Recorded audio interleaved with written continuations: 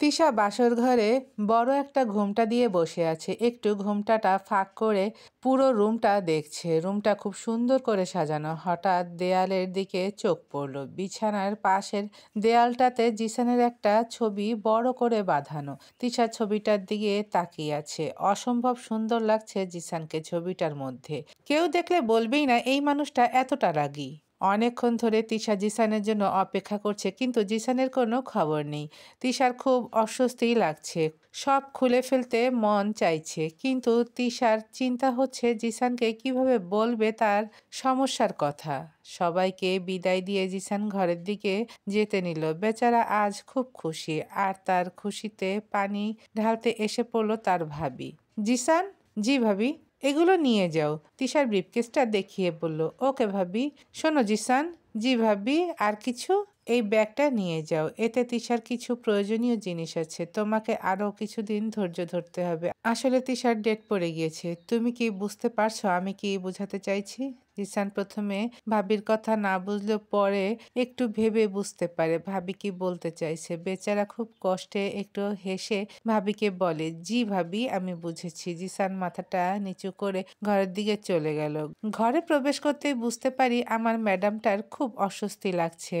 একে তো ভারী লেহেঙ্গা জুয়েলারি, তার উপর বেচারির এই অবস্থা। ওর কষ্টের তুলনায় আমার কষ্টটা খুব সামান্য মনে হলো। জিসানকে দেখে আমি আবার চুপ করে বসে পড়লাম। আমার চিন্তা একটাই, কিভাবে বলবো।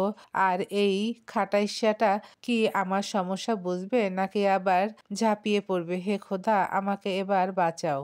কি রে, তুই এখনো এসব পরে বসে আছিস কেন? যা তাড়াতাড়ি গিয়ে আগে ফ্রেশ হ, আর এসব কিছু খোল। তোকে দেখে আমারই অস্বস্তি লাগছে। কিভাবে পরস এত ভারী ভারী জিনিস? শালা খচ্চর কোথাকার, আমাকে এই অবস্থায় এনে এখন আবার বলছে কিভাবে পরি। তুই তো দিলি এত ভারী লেহেঙ্গা জুয়েলারি। তখন মনে ছিল না? কমপক্ষে বিয়ের ডেটটা ফিক্সড করার আগে আমার ডেটটা তো জেনে নিতি, তাহলে আজ এত প্যারা লাগতো না। তিশা মনে মনে কথাগুলো বলে যাচ্ছে। কি রে, কি ভাবস এত? তুই চেঞ্জ করবি নাকি আমি করিয়ে দেব? এতে আমার কোনো সমস্যা নাই। তিশা জিসানের কথা শুনে 450 ভোল্ট শক খেলো। কি বলে এসব? লজ্জা শরমের মাথা খাইছে মনে হয়। না না না, আমিই করছি। এতক্ষণে জিসান চেঞ্জ করে ফ্রেশ হয়ে এসে দেখে তিশা একটা একটা করে জুয়েলারিগুলো খুলছে। জিসান তিশার সামনে গিয়ে তিশাকে নিজের দিকে ঘোরালো, তারপর নিজেই তিশার গহনাগুলো খুলে দিল। জিসানের হালকা স্পর্শে তিশা কিছুটা কেঁপে ওঠে। তিশা একবার বাধা দেওয়ার চেষ্টা করছে, কিন্তু জিসান, চুপ, আমার কাজে কখনো বাধা দেবার চেষ্টা করবি না। তোর জন্য ভালো হবে না। গহনাগুলো খুলছে আর বলছে। তিশার মাথার প্রতিটি ক্লিপ খুব যত্ন করে খুলছে। এদিক দিয়ে তিশা বেচারি লজ্জায় লাল হয়ে যাচ্ছে, যা জিসানের চোখ এড়ায়নি। কিভাবে স্বপ্ন ভাঙতে হয় তোকে দেখলে বোঝা যায়, বুঝছোস? কত শখ ছিল বাসর ঘরে বিড়াল মারবো, কিন্তু আমার বিল্লি আমাকেই মেরে ফেলার প্ল্যানিং করে বসে আছে। তো আজ কয়দিন তোর? জিসানের সবগুলো কথাই তিশার মাথার উপর দিয়ে গেছে। তিশা বুঝতে পারছে না জিসান কি বলতে চাইছে। আর এত বিড়াল মারার শখ থাকলে বাহিরে গিয়ে মারুক, ঘরে বিড়াল মারার কি দরকার আছে? আমি তো তাই বুঝলাম না। আর কিসের কথা জানতে চাইছে আমি তো কিছুই বুঝতে পারছি না। জিসান আবার বলে উঠল, আমি কিছু জিজ্ঞেস করেছি তোকে, জবাব দিস না কেন? এতে এত লজ্জা পাবার বা ভয় পাবার কিছুই নেই। একজন নারীর জন্য এটা আশীর্বাদ, তাই এটা নিয়ে কখনো লজ্জা পাবি না। এটা না হলে তুই আমার বাচ্চার মা হবি কিভাবে? এবার তো তিশার মন চাইতেছে দরজাটা খুলে এক দৌড় দিয়ে কোনো জঙ্গলে চলে যেতে। তিশার চেহারাটা দেখার মতো ছিল। জিসান তো মিসকি মিসকি হাসছে, মনে মনে বলছে, অনেক জ্বালাইছস আমারে। এবার বুঝ কেমন লাগে। আমার থেকে দূরে দূরে সরে থাকতি এতদিন। তোর দূরত্ব আমার জন্য বেদনাময় ছিল। আজ আমি দেখ তোকে কিভাবে সাইজ করি। জিসান জানে তিশা খুব লাজুক এবং চাপা স্বভাবের মেয়ে, সহজে কিছু বলে না, তাই জিসান এসব বলছে। জিসান আবারও তিশাকে জিজ্ঞেস করলো, তিশার কতদিন আজ? তিশা এখন একটু সহজ হয়ে বলল, 3 দিন। তিশা নর্মাল একটা শাড়ি ও ব্যাগটা নিয়ে বাথরুমে চলে গেল।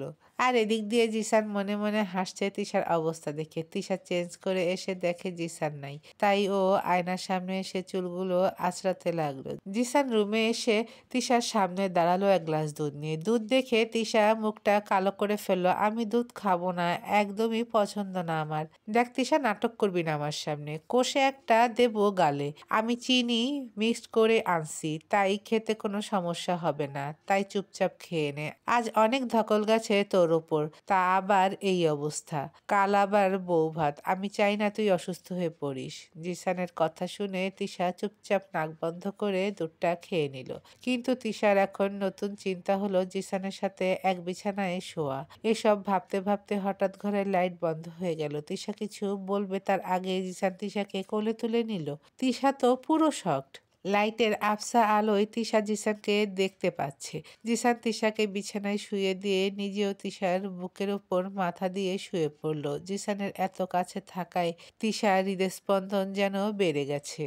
আর এদিক দিয়ে জিসান তিশার বুকে মাথা রেখে তিশাকে জড়িয়ে ধরে শুয়ে আছে। মনে হয় এই স্থানটা যেন ওরই ছিল, শুধু এতদিন কাছে ছিল না। জানোস তিশা, 5 বছর ধরে তোর অপেক্ষা করছি, তোকে পাবার জন্য ছটফট করছি। তোকে একদিন না দেখলে থাকতে পারতাম না, তাই কতদিন তোর কলেজে গিয়ে তোকে লুকিয়ে দেখেছি। তোর আশেপাশে কাউকে সহ্য হতো না, তোকে একটু স্পর্শ করার জন্য মন ব্যাকুল হয়ে পড়তো।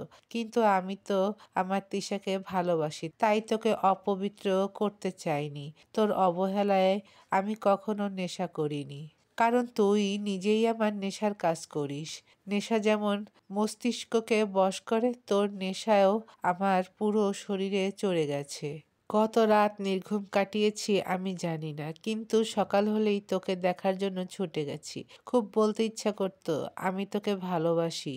ঠিক কতখানি ভালোবাসি বলতে পারবো না, ভালোবাসার পরিমাপ মাপতে পারবো না, ভালোবাসার গভীরতা দেখাতে পারবো না, কিন্তু সবশেষে বলবো ভালোবাসি ভালোবাসি। তুই ভালো না বাসলেও তোকে আমি ভালোবাসবো। ভালোবাসতে না জানলে শিখিয়ে দেব, কিন্তু তবুও ছেড়ে যাওয়ার কথা চিন্তা করবি না।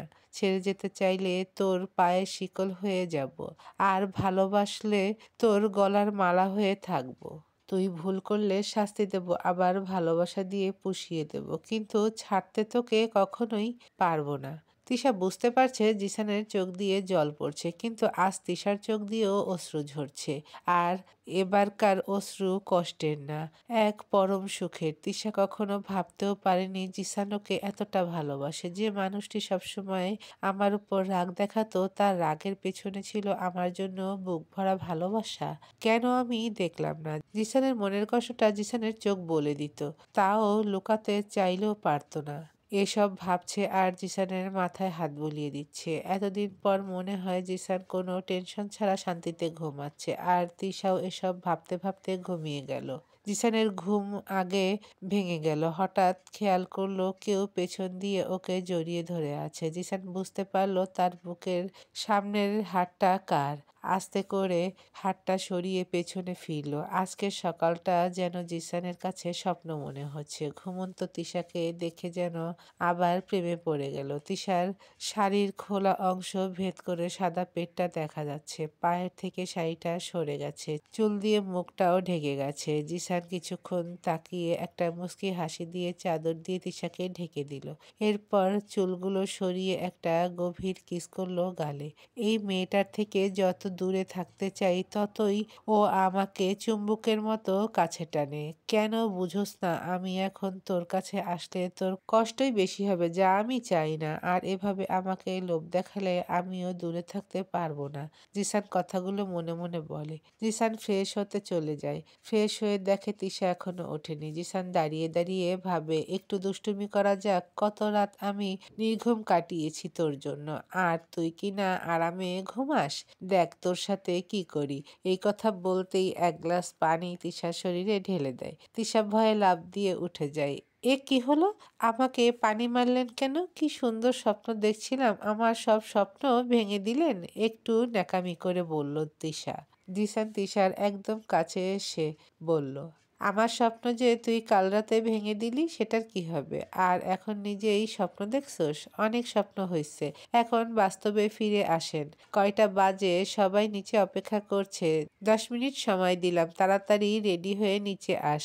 তা না হলে এখন তো 1 গ্লাস পানি মারছি। লেট করলে আমাদের বাসায় একটা সুইমিং পুল আছে। সেখানে তোকে ফেলে দেবো। তিশা ভয়ে ঢোক গিলল। তাড়াতাড়ি নেমে ফ্রেশ হতে চলে গেল। তিশা পানি খুব ভয় পায়। মানে নদী, পুকুর, সুইমিং পুলে ও কখনো নামে না ভয়ে। আর তাই জিসানও সুযোগটা কাজে লাগালো। জিসান নিচে গিয়ে নিশিকে পাঠিয়ে দিল তিশাকে সাহায্য করার জন্য। তিশা বের হয়ে নিশিকে দেখে খুব খুশি হলো। তিশা ও নিশি বয়সে তেমন বড় ছোট না, তাই নিশির সাথে কথা বলতে ভালোই লাগে তিশার। ভাবি তুমি তো দেখতে খুব সুন্দর, তাই তো বলি ভাইয়া তোমার জন্য এত পাগল কেন? নিশি তোমার ভাই আমার জন্য পাগল না, ওনার এমনিও মাথায় সমস্যা আছে বলে মনে হয়। তোমরা কখনো ডাক্তার দেখাওনি তাকে মনে হয়, তাই বুঝতে পারছো না। মুখ দিয়ে সারাক্ষণ তিতা কথা ছাড়া মিষ্টি কথা বেরই হয় না। তোমার ভাই কি আমার সাথেই এমন করে নাকি তোমাদের সাথেও করে? সত্যি বলো তো। ভাবি কি বলছো? ভাইয়া তো কত ভালো জানো। এখন চুপ থাকো, তা না হলে কপালে খারাপই আছে। ওদের দেরি হচ্ছে বলে জিসান দেখতে আসছে আর এসেই তিশার সব কথা দরজার সামনে দাঁড়িয়ে শুনছে আর রাগে কটমট করছে।